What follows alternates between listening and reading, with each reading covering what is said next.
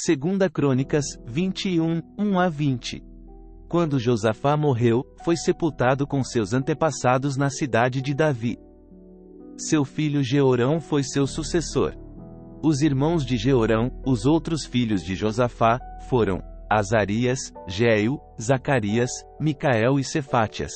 Todos foram filhos de Josafá, rei de Judá.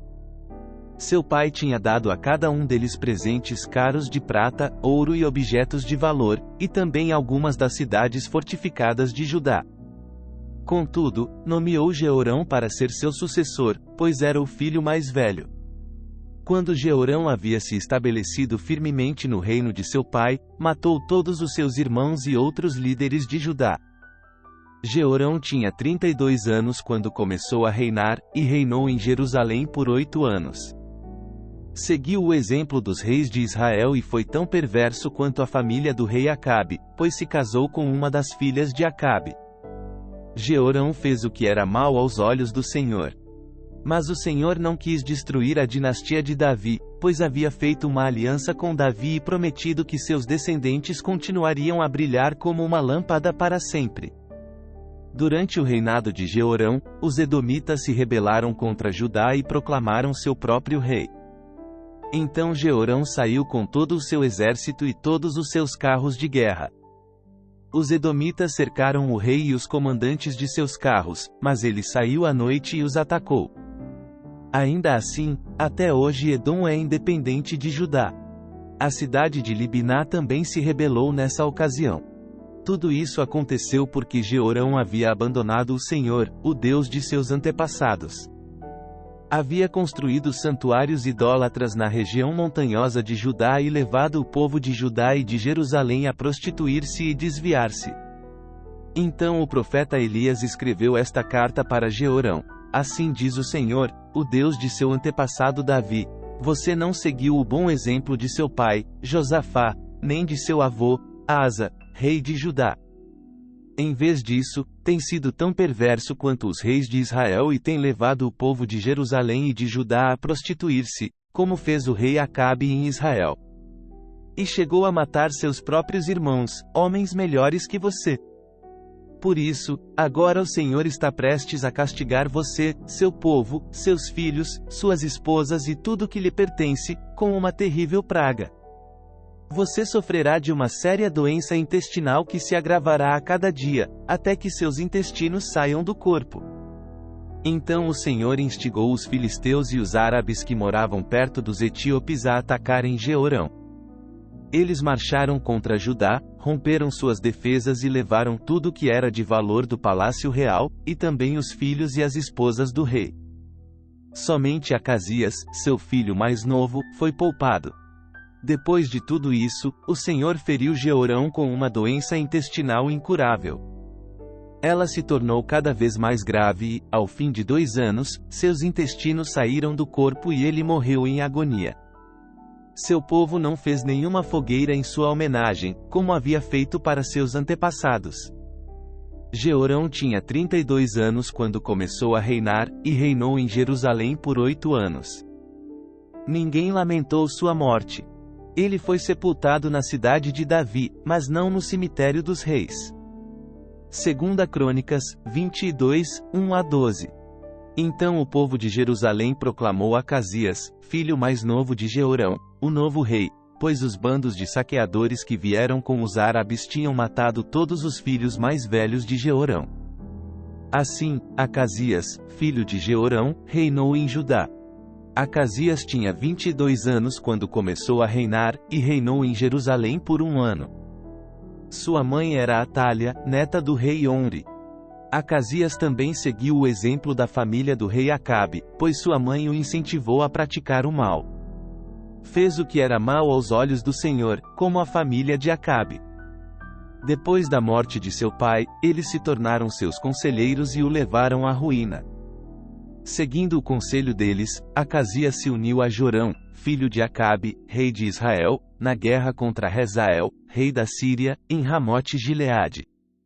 Quando os sírios feriram Jorão na batalha, ele voltou a Jezreel para se recuperar dos ferimentos sofridos em Ramote. Visto que Jorão estava ferido, Acasias, rei de Judá, foi visitá-lo em Jezreel. Deus havia decidido que essa visita seria a ruína de Acasias. Enquanto Acasias estava em Jezreel, saiu com Jorão ao encontro de Jeú, neto de Ninzi, a quem o Senhor havia escolhido para destruir a dinastia de Acabe.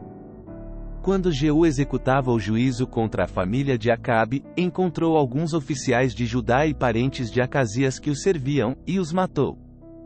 Então os homens de Jeú partiram em busca de Acasias e o encontraram escondido na cidade de Samaria. Eles o trouxeram a Jeú e o mataram.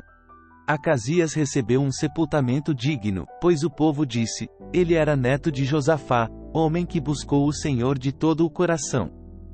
Contudo, nenhum dos membros da família de Acasias que sobreviveram conseguiu reinar em seu lugar. Quando Atália, mãe de Acasias, rei de Judá, soube que seu filho estava morto, mandou exterminar o restante da família real de Judá. Mas Jeozeba, filha do rei Jeorão, pegou Joás, o filho ainda pequeno de Acasias, dentre os outros filhos do rei que estavam para ser mortos, e o colocou num quarto com sua ama. Assim, Jeozeba, esposa do sacerdote Joiada e irmã de Acasias, escondeu o menino para que Atália não o matasse. Joás ficou escondido com eles no templo de Deus durante 6 anos, enquanto Atália governava o país. 2 Crônicas, 23, 1-21. No 7º ano do reinado de Atália, o sacerdote Joiada decidiu agir. Criou coragem e fez um acordo com os comandantes dos batalhões, Azarias, filho de Jeroão, Ismael, filho de Joanã, Azarias, filho de Obed, Maceias, filho de Adaías, e Elisafate, filho de Zicre. Esses homens viajaram por todo o reino de Judá e convocaram os levitas e os chefes das famílias de todas as cidades para irem a Jerusalém. Todos se reuniram no templo de Deus, onde firmaram um pacto solene com o jovem rei Joás. Joiada lhes disse: aqui está o filho do rei. Chegou a hora de ele governar. O Senhor prometeu que um descendente de Davi seria nosso rei. Vocês devem fazer o seguinte: quando os sacerdotes e os levitas entrarem em serviço no sábado, 1/3 parte de vocês ficará de guarda nas portas. Outra 1/3 parte irá ao palácio real. E a última 1/3 parte ficará de guarda na porta do alicerce. Os demais permanecerá nos pátios do templo do Senhor. Lembrem-se, apenas os sacerdotes e os levitas de serviço podem entrar no templo do Senhor, pois foram consagrados. O restante do povo deve obedecer às instruções do Senhor e ficar do lado de fora. Vocês, levitas, posicionem-se em volta do rei, de armas na mão. Matem qualquer pessoa que tentar entrar no templo. Permaneçam com o rei aonde ele for. Então os levitas e o povo de Judá fizeram tudo o que o sacerdote Joiada ordenou. Os comandantes se encarregaram dos homens que iam entrar em serviço naquele sábado e dos que iam sair. O sacerdote Joiada não deixou ninguém ir para casa no fim do turno. Depois, Joiada forneceu aos comandantes as lanças e os escudos grandes e pequenos que haviam pertencido ao rei Davi e que estavam guardados no templo de Deus. Posicionou todos os homens em volta do rei, de armas na mão. Formaram uma fileira desde o lado sul do templo até o lado norte e ao redor do altar. Então Joiada e seus filhos trouxeram Joás, o filho do rei, para fora, puseram a coroa em sua cabeça e lhe entregaram uma cópia da lei.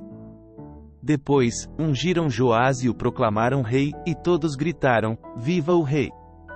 Quando Atália ouviu o barulho do povo correndo e os gritos de louvor ao rei, foi para o templo do Senhor, onde o povo estava reunido.